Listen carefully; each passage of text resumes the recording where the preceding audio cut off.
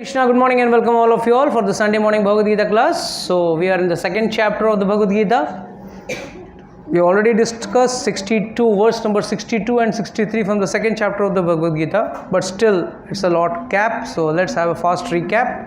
So the two important verses 62 and 63 is Dhyayato Vishan Pumsa Sangastesu Pajayate Sangat Sanjayate Kamat Kramat Krodha Vijayate Krodhat Bhavati Sammoha Sammoha Smriti Vibhrama Smriti Bhramsat Buddhinasho Buddhinasho Pranashyati. So this is very important, how one falls down in the process of devotion.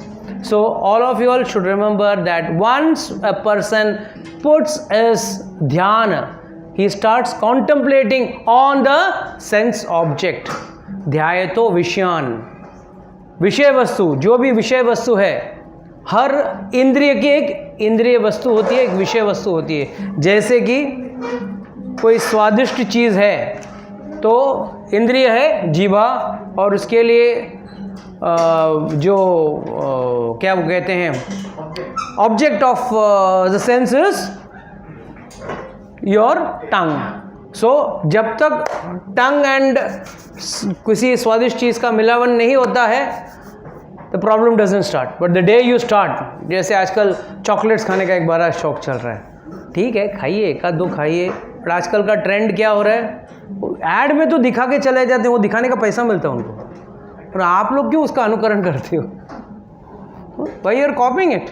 हाँ, I am seeing many college boys and girls notice, हाथ में बड़ा एक वो क्या है, वो silk या ये बड़ा कोई चॉकलेट लेके स्टाइल में इधर सब लगा के. अरे वो हीरोइन को पैसा मिल रहा है भाई, आप लोग क्यों लगा के घूम रहे हो? I mean that's what is foolishness, it's craziness. ठीक है, खाना है खाओ ना chocolate, I am not against eating your chocolate, but why you want to make a show of it? एक दिखावा क्यों करना चाहते हो? So this is how it is. ध्यायतो विषयान पुंसा, जब आप कोई विषय वस्तु पे ध्यान देते हो तो आपका उस सेंस से आपका माइंड का उस विषय पे ध्यान बढ़ते जाता है. ध्यायतो विषयान पुंसा संगस्तेषु उपजायते, एकदम उसके साथ आपका संग हो जाता है. एंड देन संगत संजायते कामा, उससे लस्ट, आपका काम जो है वो उससे पैदा होता है. और काम is nothing but condensed desire is काम. Your desire when it goes more and more and more and more, then the डर पिक्चर का ऐसा ना तो वैसा हो जाता है. तो always remember it should never become lust, and then the process starts. So how it started, your mind was first connected to the Vishaya Vastu, then when you are contemplating on it, it is leading to your attachment and lust. Kamat, what is that? Dhyayato Visham Pumsa Sangasya Sanjaya Sandhya Kama, Kamat Krodho Abhijayate. In that Kama, if the Kama is fulfilled, is your lust fulfilled, then it will lead to more lust.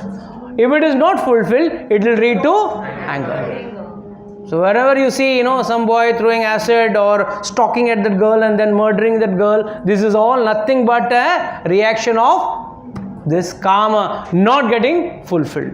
He throws acid, he might stab her or do any damn thing. So all this is in relation to this indriya vastu getting contemplated on the vishaya vastu. The whole process starts, and finally क्रोधात भवति सम्मोहा. In the क्रोध, in the anger, व्यक्ति क्या करता है, पूरा मोहित हो जाता है. मोहित मतलब क्या करना चाहिए, क्या नहीं करना चाहिए, उसको समझ में नहीं आता है. एंड अक्सर जीवन के आजकल के लोग तो खुद गुरु हैं, जीवन में गुरु तो होता नहीं है, तो खुद गुरु हैं तो खुद अपने हिसाब से सोचने लगते हैं. But every time in life one has to take directions. It is craziness if one leads a life without taking direction from an higher authority, that is a spiritual master.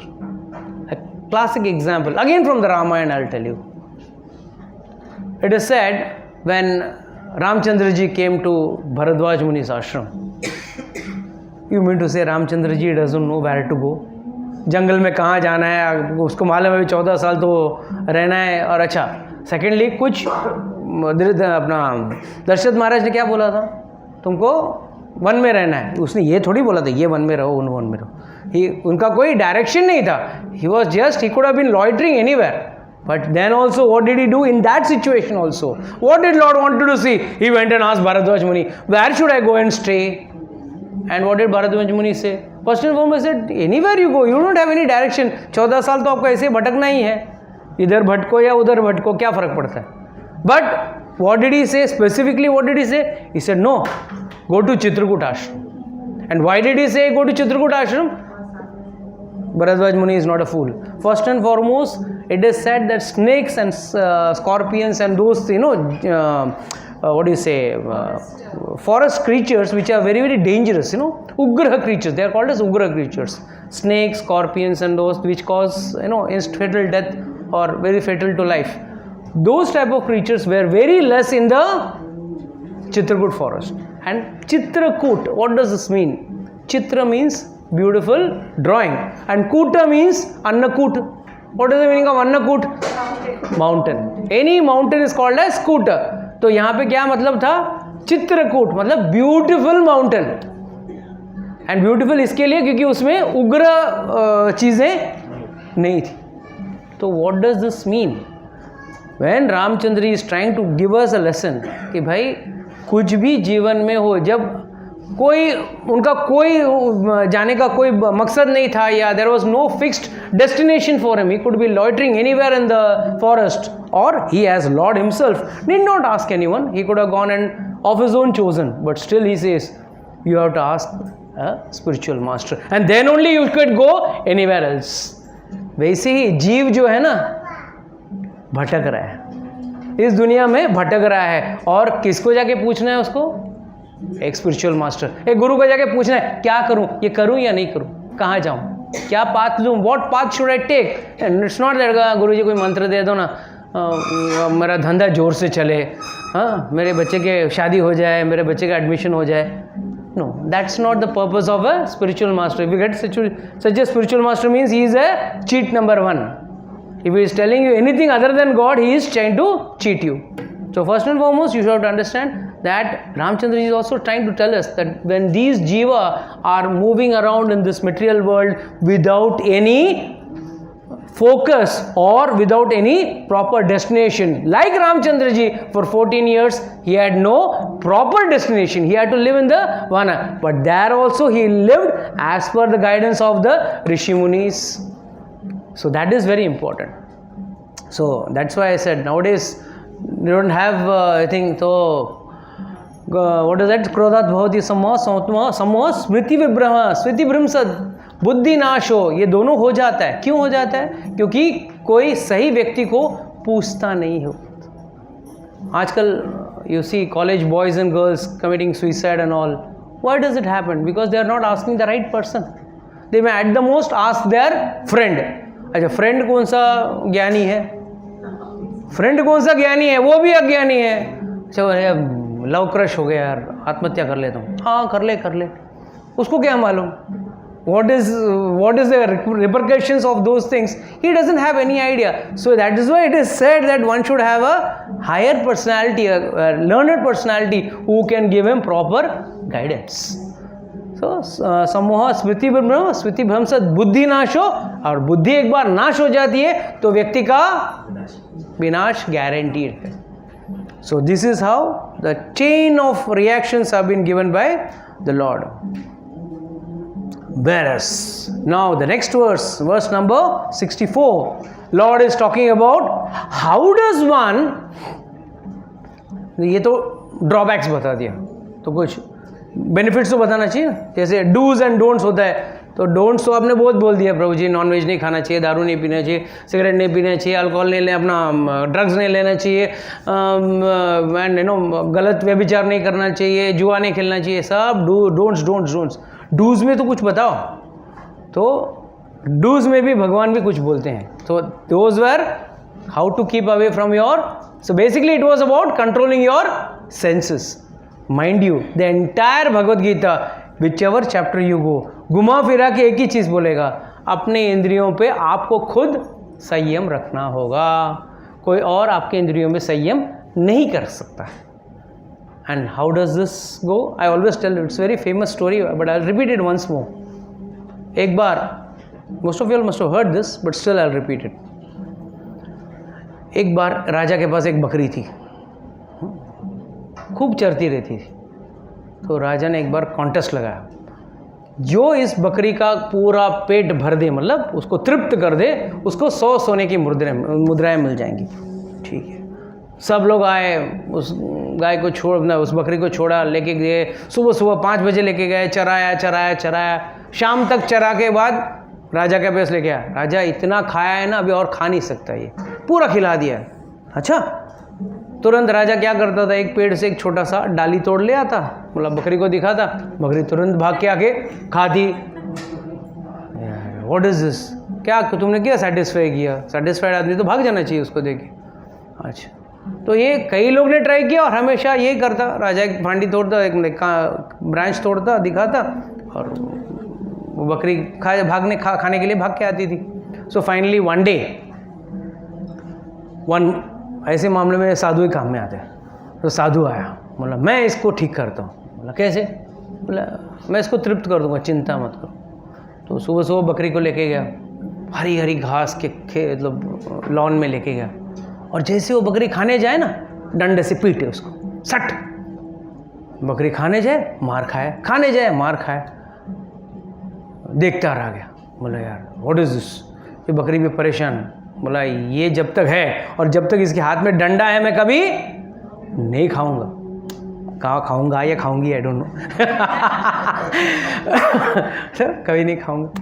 तो शाम को लेके आया इसके पास, राजा के पास. राजा, आपका बकरी तृप्त हो गई है, सुबह से बेचारी भूखी है, कुछ खाया नहीं, कुछ ये नहीं, पेट खाली हो. एकादशी उपवास चल रहा था उसका उस दिन. तो आया तो राजा बोला ऐसा चेक करता हूँ. वही डाली थोड़ा दिखाया, वहाँ इसने छड़ी दिखाया, बकरी को छड़ी दिखाया. तो बकरी छड़ी देके, डाली देके. आज तो और भी रोज तो चर के आने के बाद भूख लगता था खाने को, आज तो पेट में खाली है फिर भी देख रहे हैं. और यहाँ पे उसने डंडी दिखाया, डंडी देखा, बोला पूरा दिन मार खा लिया और मैं ही मार खाना है, गपचुप में साइड में रहती हूँ. तो राजा खुश हो गया. बोला वाह, वाकई क्या बाबा जी, महाराज जी, आपने क्या किया, इसको तृप्त कर दिया आपने.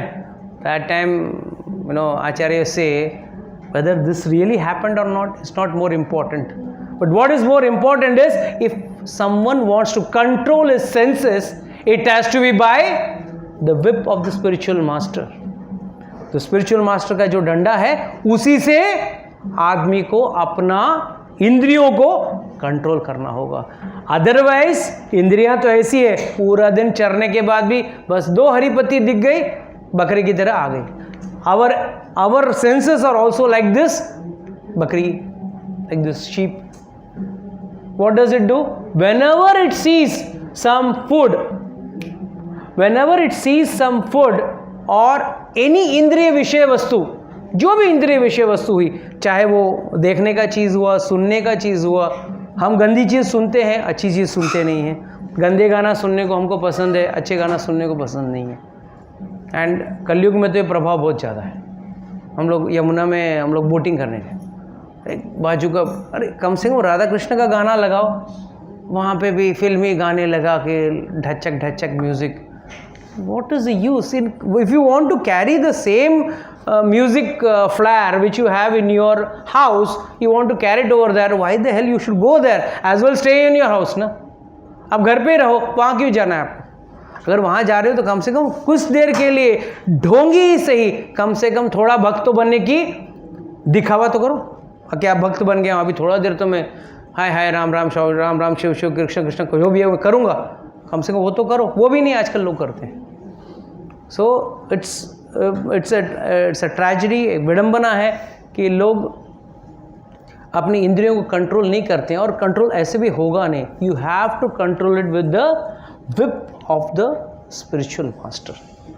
एक आप लोगों ने सबने तबला बजाया तो नहीं होगा, बट तबला बजाते हुए देखा तो होगा. वेरियस म्यूजिशियंस, वो लोग कभी वीणा सितार जो बजाते हैं, वो लोग क्या करते हैं, गाना स्टार्ट करने के पहले टिक करके वो नॉब को टाइट करते हैं. वो तबला वाले टक टक टिंग टिंग टक टक must have seen them, adjust the tone, and वो पीटता है, तबले को पीटता है, बट तबला इसके लिए पीटता है क्योंकि उसको कोई गुस्सा नहीं है उसको. He wants to get the right sound and the note coming out from that instrument.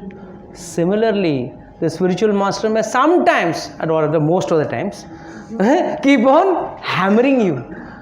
यार ये ऐसा प्राणी है, कभी तुष्ट होता ही नहीं है. The spiritual master is never getting happy. But what is the purpose? The hammering is for the betterment of yours. आपका ही भला होगा. जैसे उस तबले को थोड़ा ठोकने से म्यूज़िक या गाना अच्छा आता है, उसी तरह है कि अगर आपके जीवन में कभी कोई कुछ कलमश हो तो शायद द स्पिरिचुअल मास्टर में try to tighten those loose ends. It may be painful, definitely तबले को भी पेन होता होगा जब वो मारता है, उसको पेन होता है. वीणा का तार जब खींचता है तो उसको भी पेन होगा, but the pain is worth it because after the pain जब वो बजता है सही टोन पे बजता है. So that's wow you have to understand, it is very important. So in verse number 64, Lord says, Rag Dvesh Vimuktestu Vishyan Indriyas Charan. So first and foremost, he says two things we have to be free from. One is Rag and Dvesh.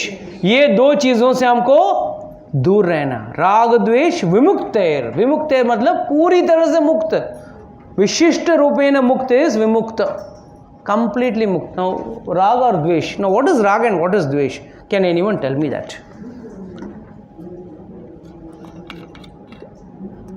भले आपको देखना तो देख लेना. सिंग is राग is attachment and द्वेष is detachment. तो इससे क्या आपको समझ में आता है?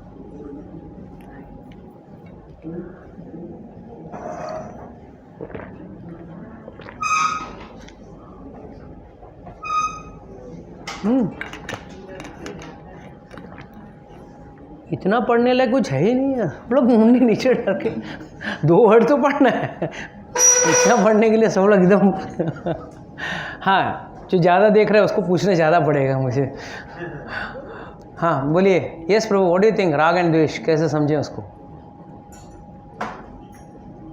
राग मतलब कोई चीज़ से हमें ज़्यादा लगा होता है. द्वेष मतलब किसी चीज़ को हम लोग इग्नोर वगैरह ज़्यादा करना, मतलब डिटैच ज़्यादा है उस चीज़ से. एक पुरानी कहानी सुनी है आप लोगों ने? अंगूर खट्टे हैं. ओके, दैट इज राग एंड द्वेष. परफेक्ट एग्जाम्पल ऑफ राग एंड द्वेष. The jackal was attached to the grapes, and then when he didn't get the grapes, what happened? He said the grapes are sour, and then he got detached from the grapes. So what is the best understanding from this? Attachment is also dangerous, and this type of aversion in attachment, that is, this is not detachment. इसको detachment नहीं कहते हैं. उसके अंदर कोई गलती निकाल के या कोई खोट निकाल के आप उससे दूर नहीं भाग सकते. You cannot run away from those sense objects. So Rag Dvesh Vimuktestu Vishyan Indriyas Charan. Atma Vishaya Atma Vidhe Atma Prasadam Adhigachyati. What does this mean? It says free, but a person free from all attachment and aversions, able to control the senses through regulative principles. याद रखना. This is what generally people try to do. Either they are too attached to material life, या एकदम वैराग्य भाव में नहीं ये सब गलत है, ये सब मिथ्या है, ये सब ये है वो है. ये सोचना भी गलत है. Extremes. But what does this mean? Who is able to control his senses. Now that doesn't mean, tomorrow all of you will know we will go for a liquor party. We will not drink liquor, but we will be in the liquor party. No, that's not the way we do it. That's not the right aspect of looking at it. But you have to understand that one has to control the senses, not by rag and dvesh. जैसा मैंने बताया, अंगूर खट्टे हैं, पहले अंगूर की तरफ जाओ, बाद में अंगूर खट्टे हैं छोड़ के आओ. छोड़ने के बाद क्या होगा? Is the story going to get over? No. Then you are going to go to the next attachment. Then from that the next attachment. So it's like a boy running behind one girl, and suddenly the girl says no. Then this fellow says, oh, I'm detached. Then again after 1 month he is running behind some other girl. So what's the big deal? That's not controlling the senses. But here it is who is able to control the senses through regulative principles. First and foremost, many people have a misunderstanding. Oh, Krishna conscious means, oh, you have to be away, you have to be ekdam sadhu, family chhod dena hai. No, you don't have to leave all that. In fact, do your family duties more perfectly. Oh, there cannot be no sexual enjoyment. No, one can have sexual enjoyment, provided it is in the regulated manner. It should be with his wife. अपने पत्नी के साथ अगर भोग कर रहा है, it is justified. But the same thing is व्यभिचार is not allowed. Extramarital affairs is not allowed. But one, if he is enjoying with his wife or wife is enjoying with her husband, then there is no. That is why here it is said is who is able to control his senses through regulative principles of freedom can obtain complete mercy of the Lord. Then he says prasadam adhigachyati. What does this word mean, prasadam? प्रसाद मतलब भगवान का अनुग्रह, भगवान का आशीर्वाद मिल सकता है उस व्यक्ति को. अधिगच्छति, अधिगच्छति के मतलब he will attain for sure. He will attain for sure, provided he lives a life in the regulated manner. Prasade serve दुःखानां हरेर उपजायते. Okay, ठीक है. Let me go to the verse. For one thus satisfied in Krishna consciousness, the threefold miseries of material existence exist no longer. In Bhagavatam also this says the same thing. Here also it says the same thing. The threefold miseries क्या है वो? Yes, आदिदेविक, आदिभौतिक, आध्यात्मिक. ये तीनों तकलीफ आपको no longer exist होगा. How is it possible? No longer exist. In fact, you will come to a stage that you will say that this is Sukhalaya and this is not Dukhalaya. Or someone comes and tells you, sir, this is not a Dukhalaya. Can you prove it? Because you will be happy in whatever comes. You will be happy in whatever comes. Okay. What else? More. Your concentration will be only to Krishna. Okay. Very good. Someone is missing something very, very important. Even if anything happens, so we have the capability to handle the situation. You can only accept the situation. You can never handle any situation. This is the core fact. Even Ramchandra ji had to accept the situation. He could not handle the situation. Okay. Something much better.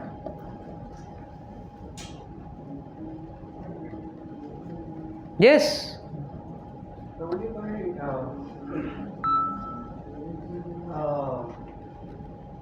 by getting rid of rag and dvesh and through Krishna consciousness, you would be out of the bodily consciousness. Okay. The mind will be controlled. You're still not out of the bodily consciousness. Remove the mask then first. Yeah. Something still better. The mind will be so much in control that it won't affect. You all don't understand one thing. When you will understand the root cause of the suffering, then the suffering will automatically mitigate. You will come into the situation where you will understand the root cause of the suffering. Why are you suffering? आपको ये problem क्यों आ रहा है? आपको ये तकलीफ क्यों हो रही है? ये आपको जिस वक्त समझ में आएगा. फॉर एग्जाम्पल, इफ यू से कुंती महारानी क्या बोला था? विपद संतुत शाश्वत तत्र तत्र जगतगुरु. विपद संतुत शाश्वत. उन्होंने क्या बोला? विपद आने दो, बार बार आने दो. क्यों?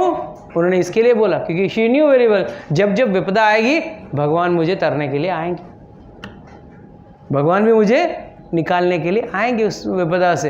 एंड विपदा is nothing but to possibility. याद है मेरे कर्मों से मैंने खुद खड़ा किया है विपदा.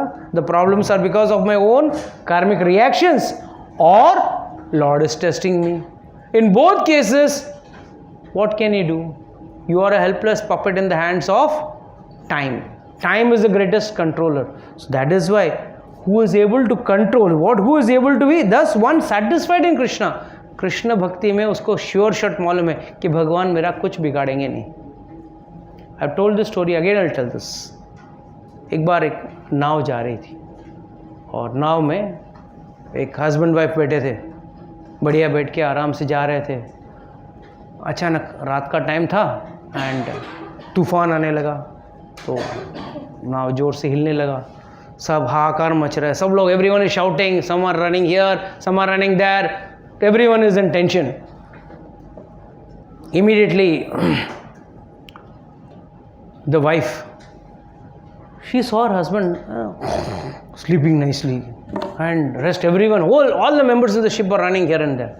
So this lady went and shook this husband off. Now get up, you're sleeping like this coolly. Everyone is running here and there. The boat is about to sink. What will happen we don't know. There's a big turmoil which is there. इतना बड़ा तूफान आ रहा है और आप सो रहे हो. तो husband said, हाँ तो मैं क्या करूँ, मैं कुछ कर तो नहीं सकता. अरे कुछ तो करो. बोले क्यों करूँ, मैं क्या करूँ, ठीक है मैं सोता हूँ. Again she shook him up. He took the revolver, kept it on her head. Nice ना, ऐसा solutions ऐसा मिलना चाहिए ना. Took the solution, took the revolver and put it on her head. Said, तुम्हें डर नहीं लग रहा है? तो पत्नी बोली, इसमें डरने वाली क्या बात है? ये बोला क्यों, रिवॉल्वर लोडेड है, बंदूक में गोली है, चल जाएगी. अरे तो क्या हुआ, मुझे रिवॉल्वर चलाने वाले पे I know he is my husband, he will not shoot me. Similarly he said, उसी तरह है, इस तूफान को लाने वाले पे मुझे भरोसा है, इसके लिए मैं शांति से बैठा. So you have to understand that life में turmoils will come, but if you have the faith that yes, I know Krishna is not going to give me any trouble, अवश्य रक्षिबो कृष्ण, कृष्ण हमेशा मेरे रक्षा करते हैं और पांडवों का रक्षा किया. Star condition apply. Star condition क्या है? You have to be a devotee first. तुमने अगर भक्ति किया है तो भगवान रेसिप्रोकेट करेंगे. ये यथा माम प्रपद्यन्ते ताम सेव भजाम्यहम्. मगर if you are not a devotee then the law of karma works. अगर आपके नसीब में बचना लिखा है तो बच भी जाओगे, और अगर नहीं लिखा है तो फिर इट्स लाइक गजेंद्र का जैसा कहानी है. अगर आपने भगवान को याद किया तो भगवान किसी भी परिस्थिति में आपको अगर तकलीफ से बचा नहीं पाया तो कम से कम तकलीफ कम ज़रूर कर देंगे. He will make it that much that you will be able to bear the problem, bear the situation. मैं ये नहीं कह रहा हूँ कि पूरा आपका सिचुएशन क्लियर हो जाएगा. Don't be under the misunderstanding. अगर कोई ये सोच के आ रहा है, हाँ प्रभु जी भगवद गीता क्लास अटेंड करने से मेरे सारे दुख दर्द चले जाएंगे, सॉरी, ये दुख दर्द आपके खुद के कमाए हुए हैं. सबके दुख दर्द अपने खुद के कमाए हुए हैं. नोबडी हैज़ गॉट आउटसोर्सिंग कोई नहीं किया है. ना ही ये अकाउंट में कभी भी लाइक आजकल जो एक अकाउंट से पैसे उड़ा लेते हैं by that fraud and all that, digital fraud and all that. तो ऐसा है, आपके कर्मा का अकाउंट में से कोई उड़ाएगा नहीं. That day I was taking Thursday class, one fellow came and told me, प्रभु जी हम मंदिर में, I asked him, why do you put दान in the temple? हाँ क्या कमाई में पाप रहता है, तो मैं अंदर डाल दूंगा तो पाप भगवान के पल्ले पड़ जाएगा. You get rid of the पाप. मैं बोला अच्छा है. कभी I wanted to ask but I didn't want to offend him. He was a newcomer so I didn't want to offend him. But I want to, कभी पुण्य कभी डालने का सोचा है क्या कभी? Actually Lord says in the Bhagavad Gita, give up your punya and papa both to me. And Lord says earlier in the verse in the Bhagavad Gita itself says, nadati kaschip papam nacha sukritim vibhum. ना मैं किसी का पाप लेता हूँ, मैं किसी का सुकृति. सुकृति मतलब पुण्य. मैं किसी का पाप भी नहीं लेता हूँ, किसी का पुण्य भी नहीं लेता हूँ. दोनों आपके कमाए हुए चीज़ें भाई आप ही रखो. एंड जब आप सरेंडर होते हो, what is the first understanding of surrender? कि भाई मेरा सब कुछ तेरा है. हम लोग का एक फेमस डायलॉग है, तन मन धन सब तू तेरा, तेरा तुझको अर्पण. हम सब गाना वाना गाते हैं ना. कितना खोखला हम लोग बोलते हैं, कितना खोखला. घर में कोई महान साधु वगैरह आ गए, साधु संत आ गए, अरे महाराज जी सब कुछ आपका है, सब ये सब धन संपत्ति सब आपका, हमारा कुछ भी नहीं. दोनों जानते हैं झूठ बोल रहे हैं, दोनों जान रहे हैं झूठ बोल रहे हैं. हाँ, वो जो उस घर का जो यजमान जो है वो भी झूठ बोल रहा है, और जो वो झूठ बोल रहा है उसको भी मालूम है वो झूठ बोल रहा है, और जो साधु आया है वो भी जानता है. अगर एक बार कोई साधु अगर कोई बोल दे ना, अच्छा मेरा है, चलो घर के बाहर निकलो, तब उसको पता चलेगा कि ये डायलॉग बोलना बंद कर देंगे. अक्सर लोग कहेंगे अरे तन मन धन सब तेरा, सब कुछ तेरा बोल के बाहर आएंगे. बाबा जी महाराज जी मन नहीं लगता. अभी तो बोला मन तेरा, फिर कहाँ से मन तेरा लगेगा? How we contradict, how we are creating a false image or rather we are into it's a hypocritical situation wherein we are telling all these type of lies. हम लोग झूठ बोल रहे हैं. कहाँ भगवान को क्या ऑफर कर रहे हैं? कुछ भी ऑफर नहीं कर रहे हैं.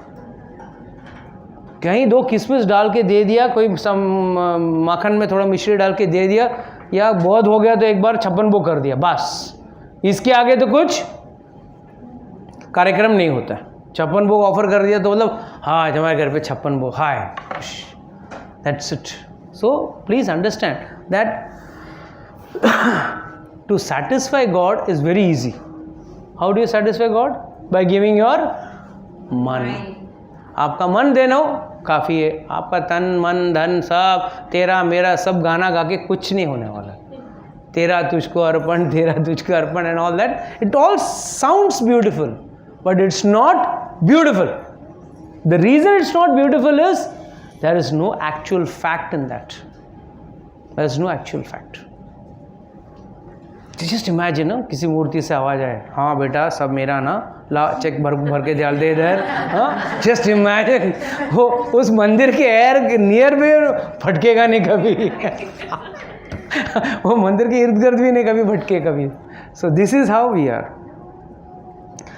So at that state, when the person is fully dovetailed to God, he has dedicated his life towards God and he has surrendered everything to God, that person no longer undergoes any type of miseries. कोई भी तरह के कोई भी क्लेश या कोई भी तकलीफ उस व्यक्ति के जीवन में नहीं आता है.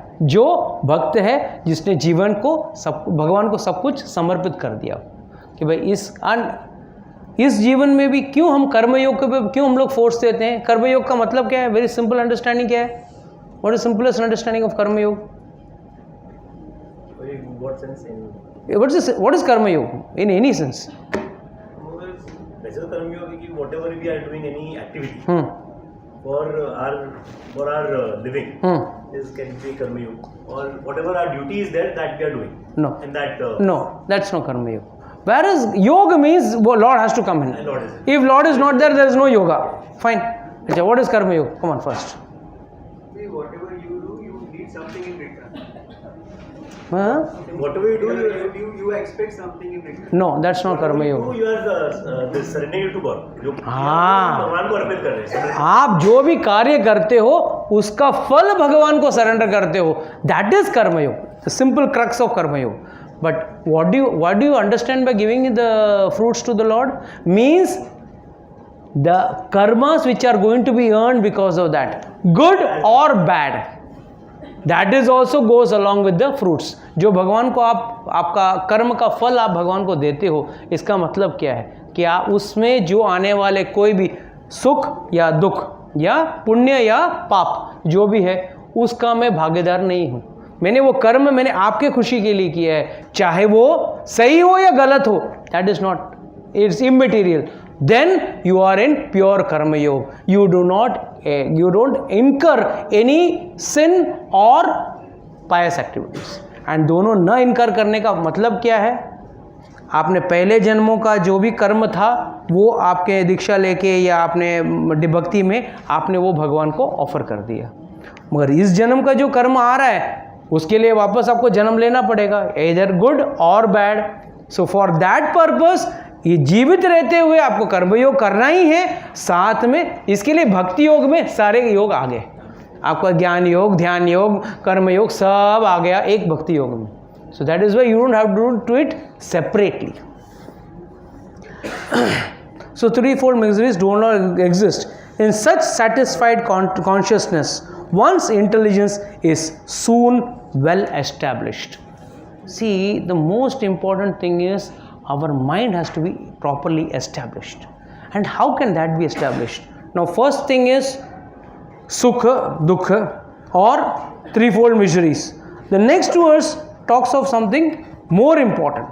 नास्ति बुद्धि अयुक्तस्य न च अयुक्तस्य भावना न च अभावस्य शांतिर अशांतस्य कुतः सुखम. This is the peace formula given in the Bhagavad Gita. This is अगर कोई शांति चाहता है, जीवन में शांति चाहता है, तो वो ये एक वर्ड्स को कंठस्थ कर ले, पोपट की तरह नहीं, जीवन में उसको उतार कर. न अस्ति बुद्धि अयुक्तस्य. न च अयुक्तस्य भावनः, अगर भगवान से वो अटैच नहीं है तो उसकी भावनाएं भी भगवान के साथ अटैच नहीं रहेगी. Many of us, or rather all of us, including I would say to some extent myself also, when I entered into Krishna consciousness, might be I went out of God, that consciousness, what I am having today, that develops in due course of time and with due course of dedication and mercy of senior Vaishnavas and Guru Maharaj. But if your mind itself is not attached in devotion, you are interested in sense gratification. Physically you may be present here, but mentally you may be absent. बाहर से कोई देख के बोलेगा अरे सब लोग अंदर बैठे हैं, इतने लोग बैठे हैं, हाँ शिवदत्त भी बैठा है, व्योम भी बैठा है, बैठा तो है, but what about physically they are sitting, but then Vyom must be thinking about some game, मैं घर पे जाके वो गेम खेलूँगा या वो खाना खाऊँगा, कुछ करूँगा. Shivdatt must be planning something else dash dash. So what he is cooking in everyone's mind, nobody knows. उसके मन में क्या चल रहा है किसी को पता चलने वाला है? कोई नहीं पता चलेगा. बट फिजिकली यहाँ रहेगा. बट चलो starting stage no problem, but धीमे धीमे जब व्यक्ति भक्ति में आगे बढ़ता है, that time what happens. So that's why उल्टा कहा गया है, ना अस्ति, देयर कैन नॉट बी, ना अस्ति. अस्ति मतलब होना चाहिए, बट ही सेज ना अस्ति. So let's go to the translation directly. One who is not connected to the supreme. Here उल्टा बात कर रहे हैं भगवान, you know, reverse बात कर रहे हैं. One should be attached, but भगवान, one who is not connected with the supreme in Krishna consciousness can neither transcendental intelligence nor steady mind. You cannot have neither transcendental intelligence nor steady mind, without which no possibility of peace. And how can there be happiness without peace? Nobody wants, first and foremost, everyone wants happiness, but without peace. That is the best part of it. And भगवान क्या कह रहे हैं, अगर खुशी चाहिए तो पहले शांति होनी चाहिए. I've got nice name, fame, money, everything I've got, but I'm not having peace of mind. And how will you get peace of mind?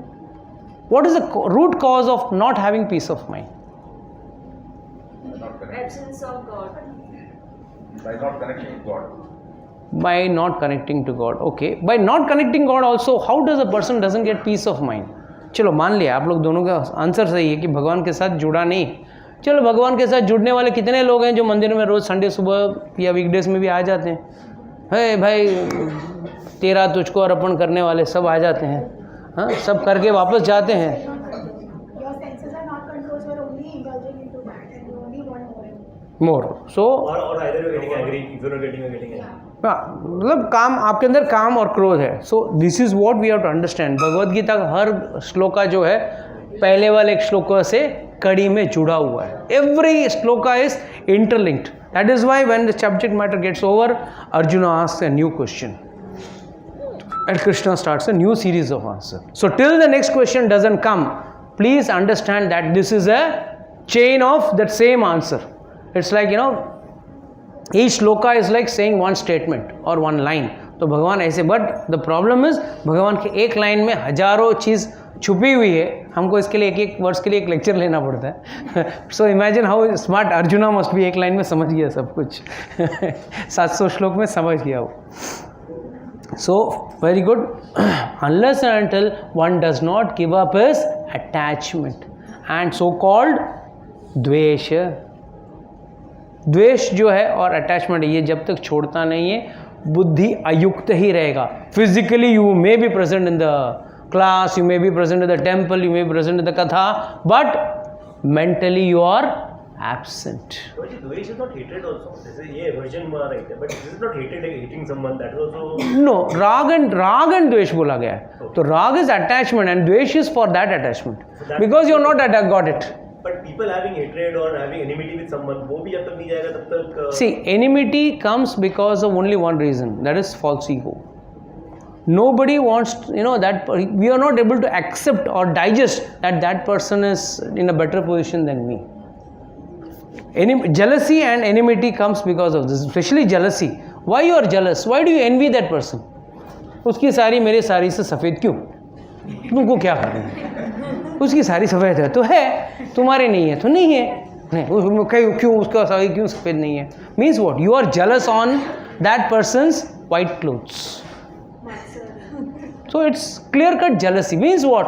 You are not having it and that person is having it. The lack of your possessing that, it may be anything. Some people may say, हाँ इसके पास तो बहुत पैसे हैं, हमारे पास नहीं है. Again here it is what? Money. हाँ वो तो बहुत ठुमक के चल रही है. She is very beautiful. She is having a nice walk. So every jealousy means what? Jealousy means in the core senses which you lack, which is there in the other person. And when that person is having, and when you lack it, and you know you cannot get it at that moment at least. One very fat lady may look at a very slim lady and going, she will say, oh, she is walking so gracefully, I am not there. She will not appreciate. Why? You can appreciate also. It can be vice versa. Wow, she is walking so gracefully, I am so fat, I am walking like a duckling. She will not appreciate. It will be vice versa only. Oh, she is considering herself very smart, very great. So this is what is jealousy. द्वेष is जो राग से उत्पन्न हो रहा है वो द्वेष है. Simple example is grapes are sour.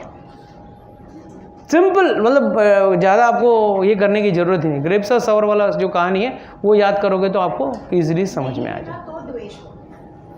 नहीं प्राप्त कर पाया तो द्वेष, नहीं प्राप्त कर पाया तो द्वेष. सो दैट इज राग से अटैचमेंट किया हो. पहले प्राप्त करने की इच्छा कहाँ से हुई? राग से.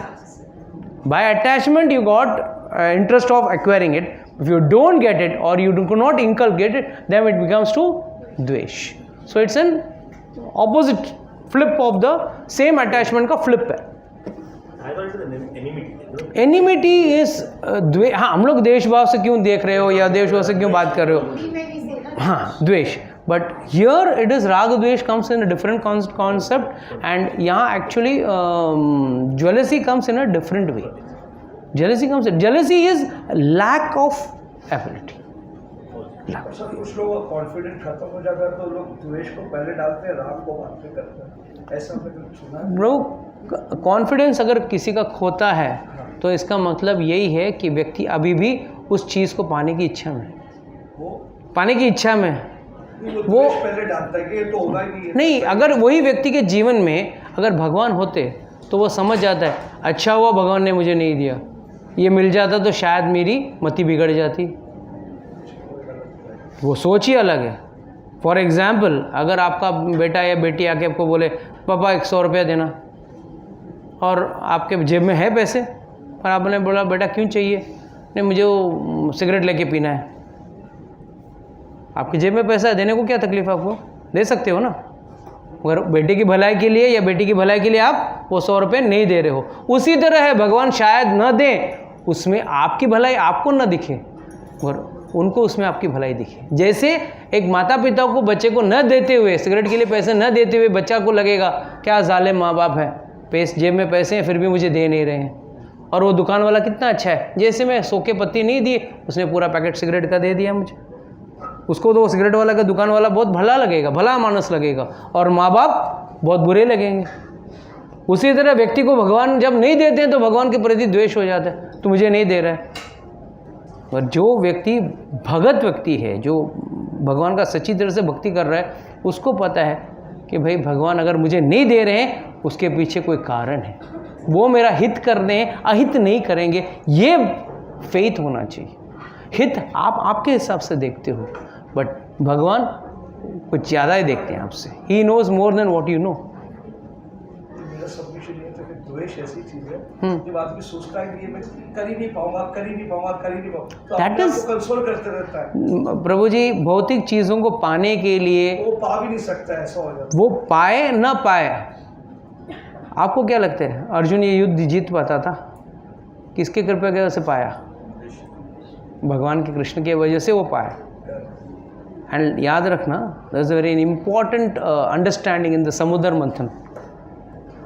देश, काल, क्रिया, हेतु सब कॉमन था between the rakshasas and the asuras. Asuras and the suras. देवताओं में और राक्षसों में सभी ने एक ही मेहनत किया, एक ही जगह पे मेहनत किया, एक ही हेतु था उनके पीछे, there was only one motive, one objective, क्या था?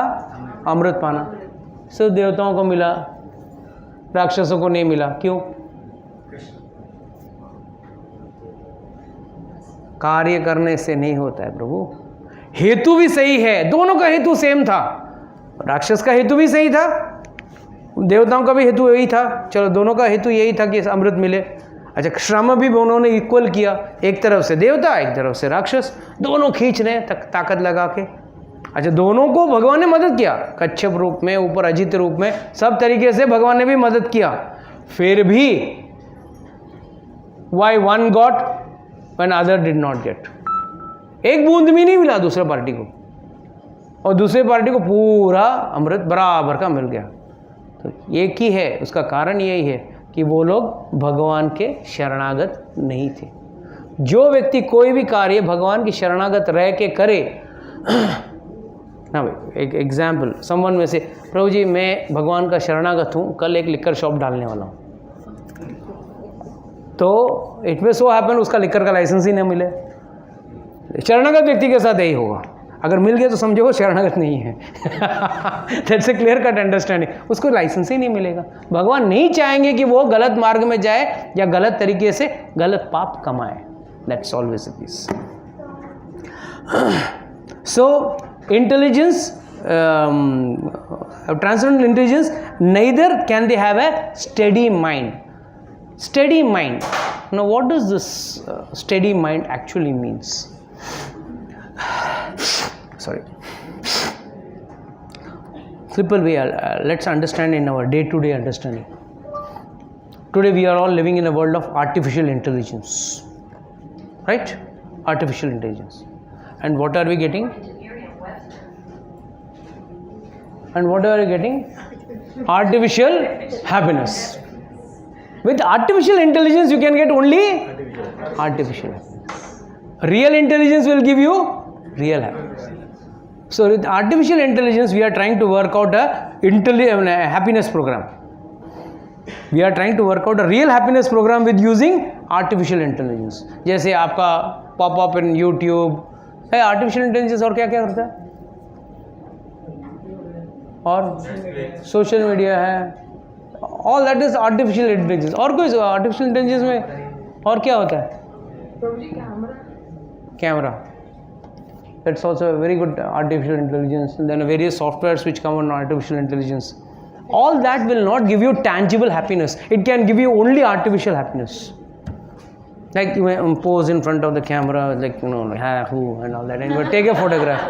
Then what happens in the end? What happens? Are you really happy? Are you really happy?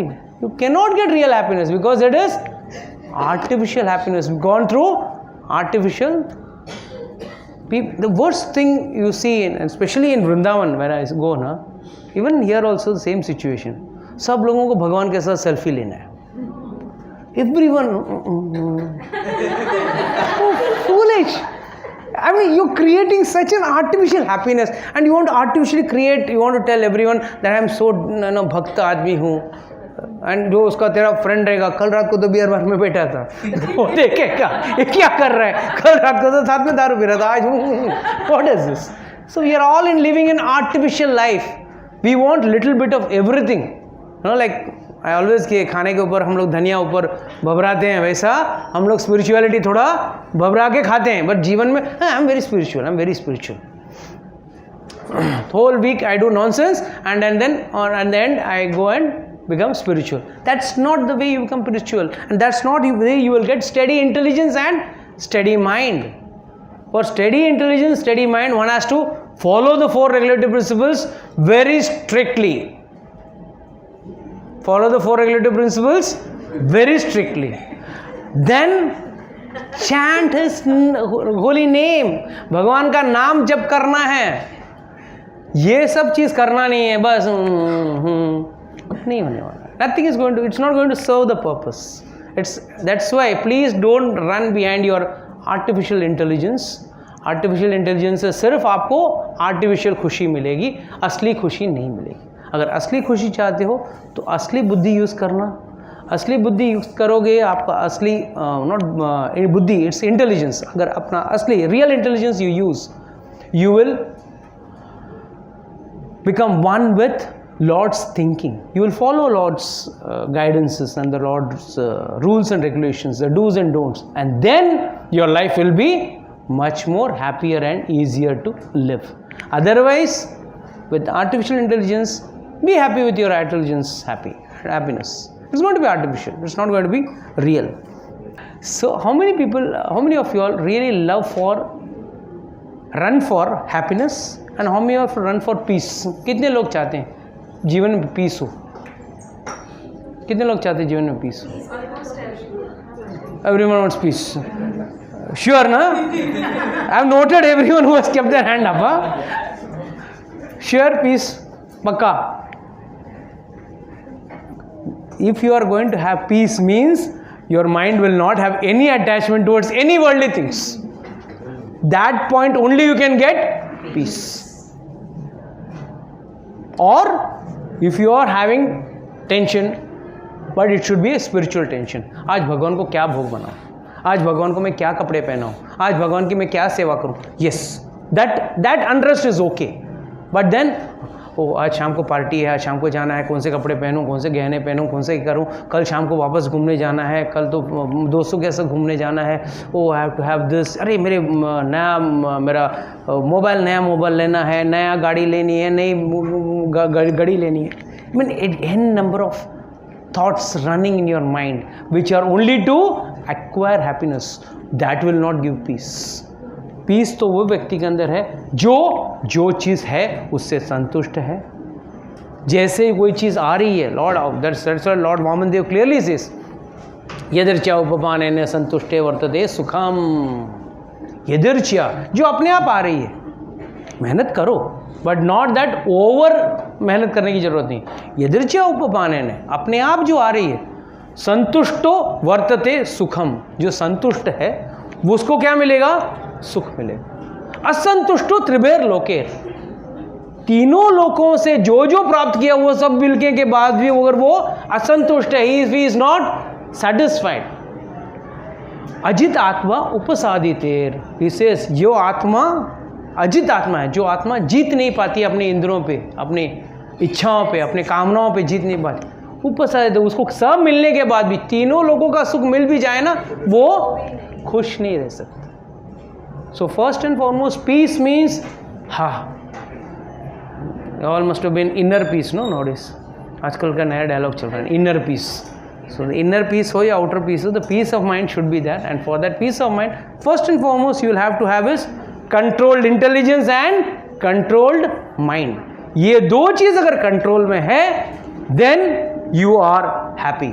अगर ये दो चीज़ आपके कंट्रोल में नहीं है, you can never get peace, and अगर peace नहीं है तो happiness नहीं होगा. So what you can understand, जब शांति होगी तभी आप सुखी हो सकते हो. अगर आपको सुखी बनना है बट बगैर शांति के पॉसिबल नहीं है. That is why he is asked this question. Very important line is asking, असंतुष्टस्य कुतः सुखम. कुतः मतलब कहाँ पे सुख है. He is asking A question, भगवान को सवाल पूछ रहे हैं. असंतुष्ट कुतः सुखम, जो असंतुष्ट है वो कहाँ से सुखी हो सकता है. सो भगवान ये सवाल पूछ रहे हैं, तो हम बोलते हैं नहीं, हमको संतुष्ट किसको होना है, हमको बस दे दे, हमको सब कुछ दे दे, हम खुश रहेंगे. नहीं, पहले चीज़ तो आपके मन और ये कंट्रोल होने के बाद शांति के बाद ही सुख मिल सकता है. Okay, we stop with verse number 66 because 67 then we'll take more time. It's already 12:15. Okay, you can switch off the recording.